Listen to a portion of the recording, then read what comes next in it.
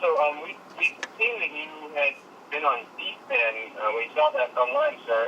So we just kind of wanted to learn a little bit more about NC Renegade. Okay. Do you have any specific questions?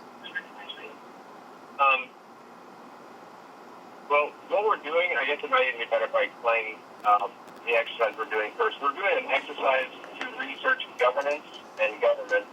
And we're a civil affairs team, and so what civil affairs do in the Army, a lot of the times in other countries there'll be holes in governance, illegitimacies in governance that people will exploit, terrorist groups mostly would exploit to increase recruiting, increase unrest among the people, things like that. So what we're doing is we want to understand more about the concept of government and governance.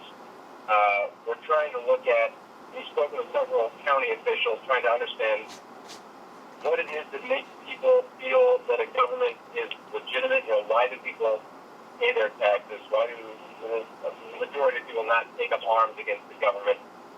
So that's what we've spoken to a lot of county officials about. On the flip side of the coin, we're trying to understand what it is that people who have grievances with the government, what kind of grievances people have, and how is it that people take those grievances from just an idea into some sort of action, be it a protest or a demonstration or anything similar. So when we were looking at research into people who have grievances or could have potential grievances against the government, we came across NC Renegade. So we wanted to understand more about what NC Renegade does, and first of all, what the group is, second of all, what the group does, and what kind of opinions you have about governance, the current government, just to help us understand vulnerabilities, inconsistencies in the government that people might, in other countries, choose to exploit, or basically just to delegitimize government. If that's a really long way of asking a question that makes sense, I hope. I'm thinking about it. I'm getting the impression you think we're against government, maybe trying to overthrow the government? No, sir. No. We know that we don't think you're anti-government. We just got the impression that you might have opinions on or certain views on government that might, I don't want to say find government illegitimate, but not sure the best way to put it. We're looking to talk to a lot of different people about just their views there. So we're not singling out or trying to find one type of view on the government. We're trying to find out a vast difference in organizations and how they feel. And we're trying to learn from that when we implement our operations in real life. So we're just trying to understand your organization and some of your views and goals that you have when you establish an organization. What did you want to get out of it? Well, NC Renegade is not a group. NC Renegade is just a website. It's not a group. Okay. I allow certain. Platform you use to talk to people as like a forum. I allow certain people to post articles on there, and I'm pretty lenient on who can post comments on there. So I put up, I don't write opinions that much anymore. I just basically put up articles to see to give people an opportunity to see what their thoughts are. They can post.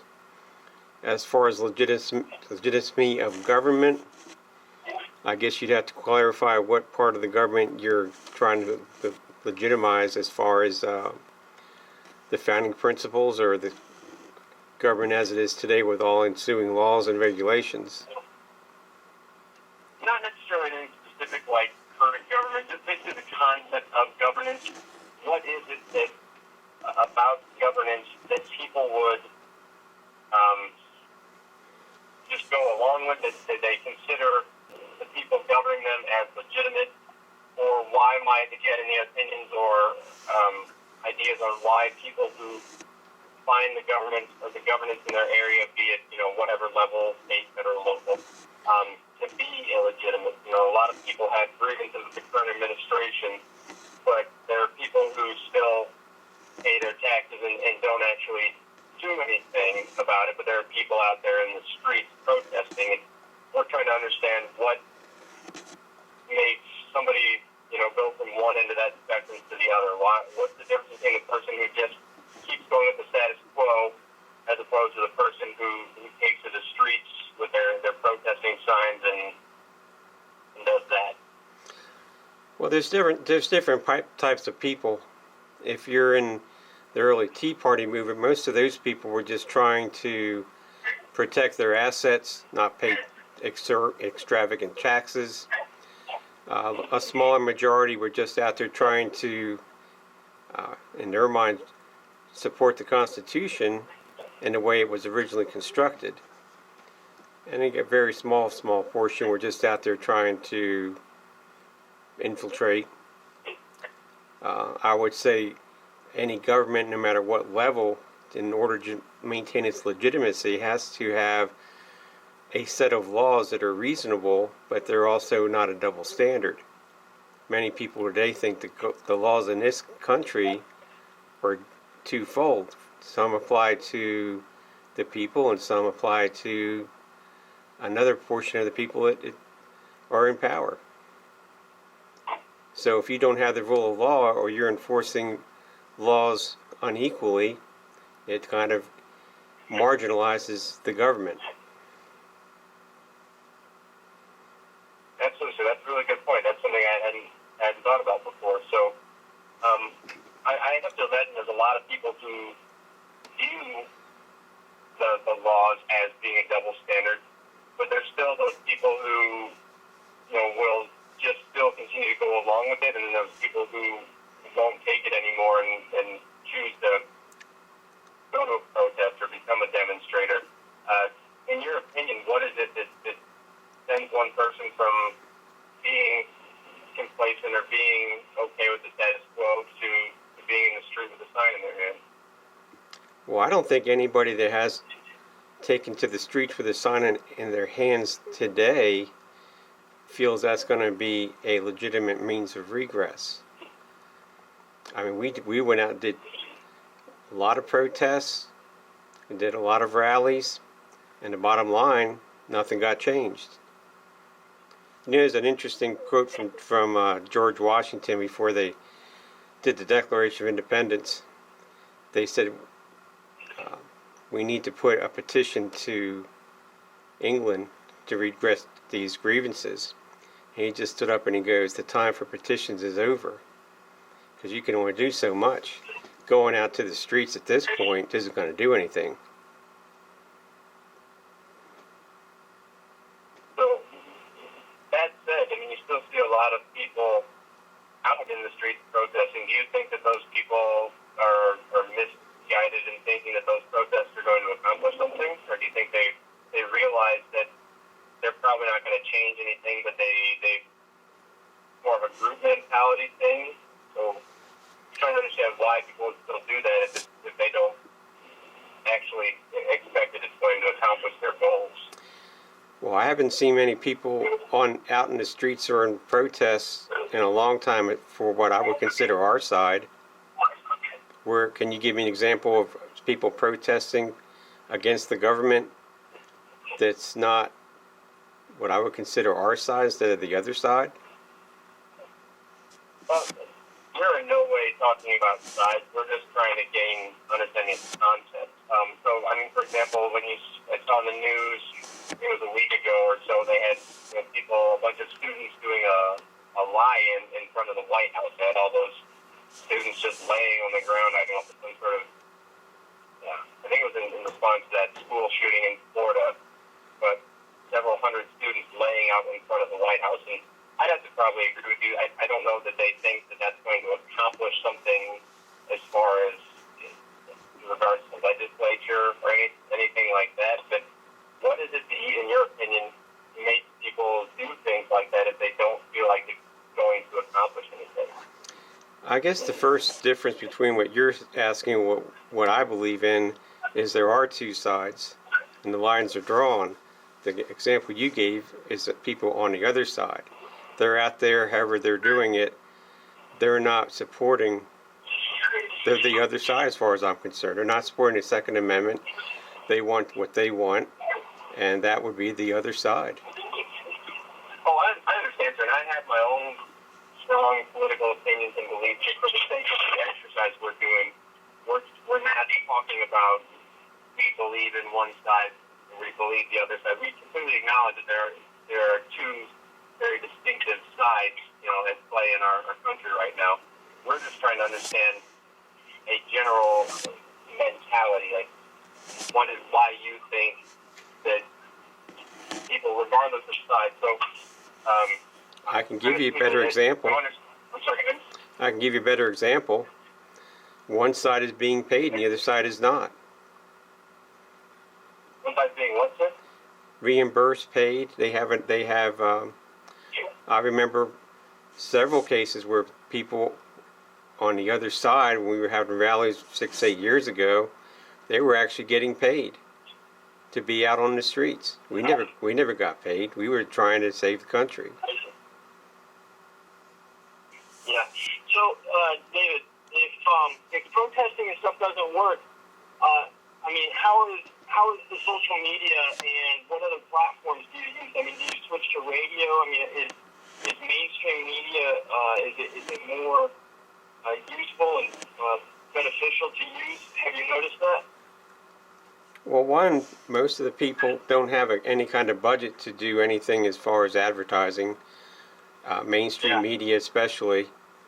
As far as social media, Twitter and Facebook both, and YouTube heavily censor what I would consider our side. Poor Matt Bracken, he's been banned more than not on Facebook. Here's a good example. Here's a former SEAL who's written a great book series, is well respected in the community. Anything he puts on Twitter, if it's a picture, gets automatically censored as being possibly offensive. So he put the American flag up. It was censored as possibly being offensive to the people.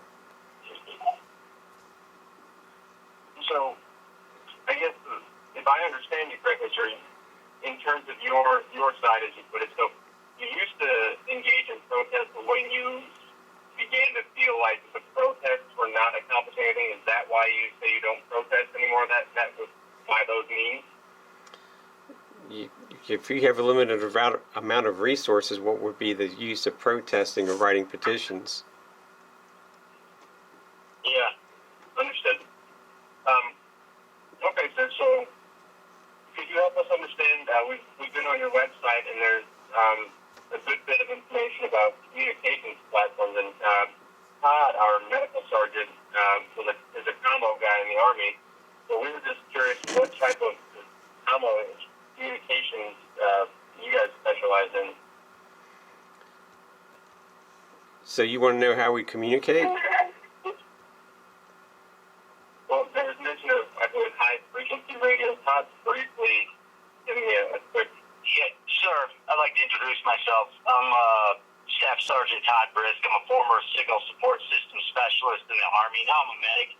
But I was more interested in the communications piece that you guys have on your website. I know you offer a few tutorials or instructions on how to set up your own HF network. And I wanted to know if you could enlighten us on your take on HF networks and your experience with HF networks and ham radios. I'm thinking. Well, I do have. No worries. I do have my amateur extra license. We right. we encourage people to get up and active on comms and get their licenses so they can understand the radios. As you know, there's a lot of capabilities with comms, good and bad. Fortunately for us, we have a good network of people that have been able to help us that have military experience, and I guess that's about all I can say on that matter. Okay, fair enough. Fair enough. Then the other question is, I guess it's still in the first question. I wanted to talk a little bit more about the retrans portion. Are you willing to talk with us about retrans antennas? Which kind of antennas do you want to talk about specifically? Like any kind of FM line of sight retrans antennas, or anything to do with HF. Well, pretty much we do. Only thing I can say on that is we do have HF capabilities, and that's about all I think I can say on that.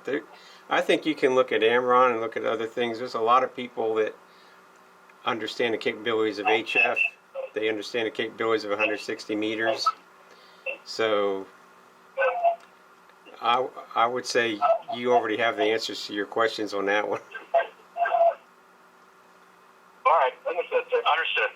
Well, that was pretty much, you gave us some good information about, why people on your side stop protesting. That's good insight that we can use when we compile our understanding of governance. So we appreciate your time.